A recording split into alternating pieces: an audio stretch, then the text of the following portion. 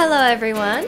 Welcome to Idiom 100, where we learn 100 commonly used idioms by native English speakers. All of the explanations are in English, but don't worry. Hang in there, study hard, listen carefully, and soon you'll be using these idioms in your daily conversations. Is everyone ready? Let's begin! Today's idiom is second nature. Second nature. Alright, do you have any idea what this might mean? Let's imagine you have a bubble around your body, okay? And let's call this your first nature. It's what is most natural for you. Maybe breathing, eating, drinking, sleeping. It's your instincts, your nature or natural things, okay? And then let's make a second bubble. And we'll call this your second nature, okay?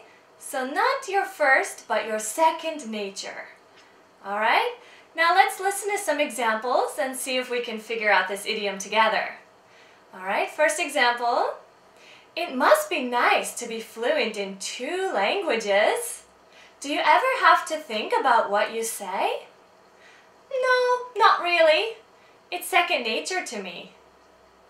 Alright, so he's fluent in 2 languages.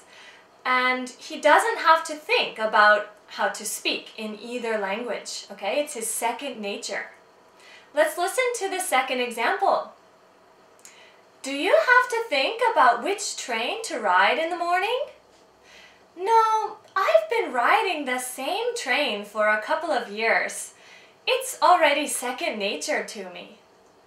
Okay, so he's riding the train for many years, and he doesn't have to think about which train or which line to take. It's second nature. Alright, so if you guessed it, second nature means something that's very easy for you. Maybe it's a special talent, or maybe it's something you've been doing for a long time, so you're so used to it, you don't have to think about it. Alright, so you can use this in any situation. It's not casual or formal. It's okay in any situation to talk about second nature. Okay, so I hope if you keep studying English, maybe speaking English will become your second nature. Good luck and see you next time!